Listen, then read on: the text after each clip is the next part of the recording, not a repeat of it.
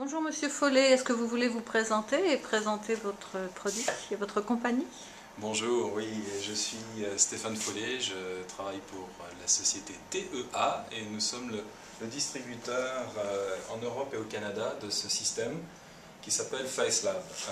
FaceLab, en fait, est 4 technologies en une. Il s'agit d'un suiveur oculaire qui travaille dans les 3 dimensions, ce qui permet de mesurer la position et l'orientation de la tête en 3D, la direction du regard, bien sûr, le comportement des yeux, et par cela j'entends les fixations, le diamètre de la pupille, les clignements et d'autres paramètres, ainsi que les mouvements des lèvres et des sourcils du sujet. Et pour fonctionner, FaceLab utilise simplement ces 2 caméras qui, comme vos yeux ou les miens, voient en 3 dimensions. Donc là, Monsieur Follet, vous allez nous présenter un premier produit qui s'appelle FaceLab et ensuite on verra rapidement les options qu'offre Captif. Alors là, nous sommes dans l'interface principale du système. Le principe est très simple. Le sujet arrive, se présente donc dans cette fenêtre de capture. On centre le visage et on dit à FaceLab, calibre-moi. Donc, je démarre. Voilà. Il a effectué la calibration du sujet et ensuite il fait la captation du regard. Le système est extrêmement robuste à tout type de mouvement. Si je sors du champ et que j'y retourne, il me récupère. Vous voyez que les verres correcteurs ne lui posent pas de défi particulier.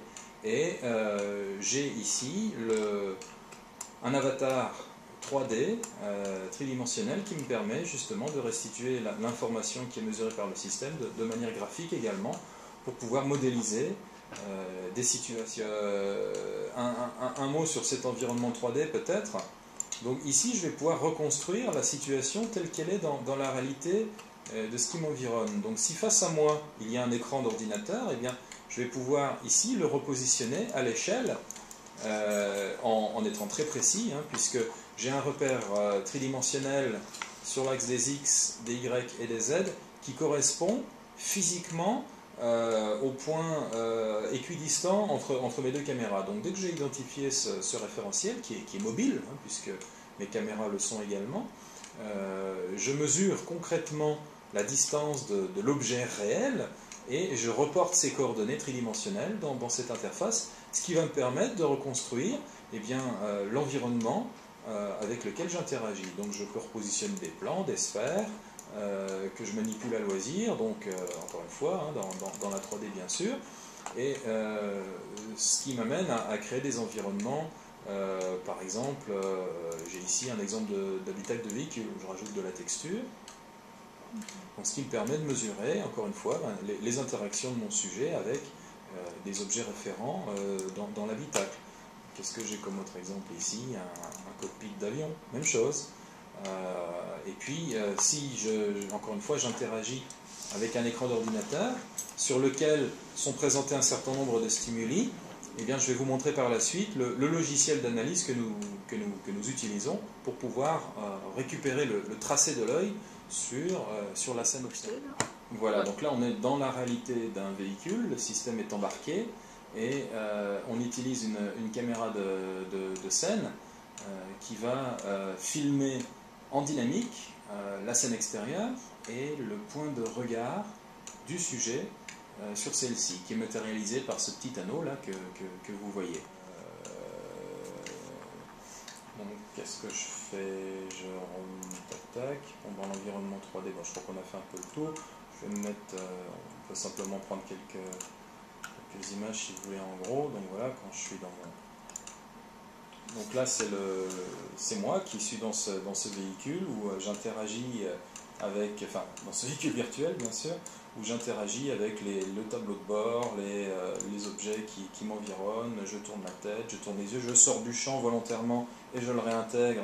Donc vous voyez que le système automatiquement me réacquiert et qu'il n'est pas besoin de recalibrer. Je vais refaire la même chose, j'en sors et j'y retourne, tac, hein, à tout moment, le système est capable de reprendre ses marques. Donc ça, c'est lorsque j'interagis effectivement avec des objets fixes. Lorsque j'interagis avec des objets mobiles, on a vu la caméra de scène. Et puis lorsque j'interagis avec une interface de type écran d'ordinateur, bien à ce moment-là, je vais vous montrer les outils de traitement associés. Donc dans le cas où je présente une série de stimuli visuels à mon sujet, qui peuvent être tout ce qu'un PC sait générer, bien sûr, donc de l'image, fixe ou vidéo, je me promène dans une interface web ou dans une interface logicielle, ou simplement j'enregistre tout ce qui se passe sur le bureau quand la personne ouvre des menus, déploie des fenêtres, etc. Le résultat de tout ça, avec notre outil d'analyse qui s'appelle iWorks, génère, là par exemple, c'est à l'issue de l'exploration d'un site web, va générer l'intégralité des tracés de l'œil sur le site qui a été observé, sur la page en question, avec les zones de fixation, le parcours oculaire, que l'on peut bien sûr revisualiser sous forme de vidéo pour bien comprendre les interactions de l'œil sur telle ou telle partie de l'écran. Il y a tout un ensemble de traitements associés par zone d'intérêt, carte de chaleur, etc., qui permettent d'aller chercher et comprendre finement le comportement du sujet lorsqu'encore une fois il est face à de l'information. Vous disiez que vous aviez 4 grandes catégories de paramètres, oui, qui sont la position de la tête. Alors, effectivement, on peut revenir là-dessus. Je vais vous remontrer. Le principe de FaceLab, effectivement, est de suivre. On va refaire un modèle tout de suite. Voilà, donc il recale l'information. Et voilà, il attrape le regard. Donc, on va avoir la position et l'orientation de la tête en 3D, 6 degrés de liberté. On va avoir la direction du regard. Okay. On va avoir le comportement des yeux. Okay. Donc là, ce sont la distance d'occlusion des paupières, les clignements qui sont matérialisés par tout un ensemble de paramètres que l'on voit ici. J'ai besoin d'activer simplement un petit filtre pour pouvoir voir notamment les saccades, la qualification des clignements en tant que tels, ou simplement l'ouverture brute interpaupière, les paramètres liés au diamètre pupillaire, à la vergence oculaire, enfin, on a plus de 150 mesures en temps réel, donc vous imaginez bien qu'il y a énormément d'informations qui sont disponibles à l'utilisateur. Donc, les mouvements de la tête, la direction du regard, le comportement des yeux, et puis les mouvements des lèvres et des sourcils. Est-ce que vous pourriez aussi me donner des exemples d'applications chez vos clients dans le domaine de l'apprentissage? Alors, dans le domaine de l'apprentissage, on a parlé effectivement dans le pilotage et la simulation, le vétéran et le novice, donc dans les transferts de savoir-faire, dans le monde des interactions humaines, le langage des signes aussi, le système est utilisé ainsi, également pour l'investigation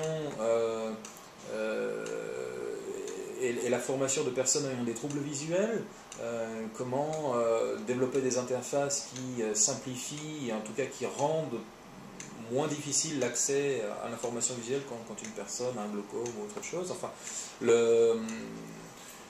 y a énormément d'applications dans le monde de l'apprentissage. Encore une fois, il s'agit de présenter de l'information à une personne et puis le système il va lui travailler de manière complètement discrète et restituer le tracé de l'œil sur ce qui a été observé ou pas d'ailleurs, puisqu'on peut très bien louper l'information pertinente alors qu'on s'imaginait peut-être que la personne allait directement dessus.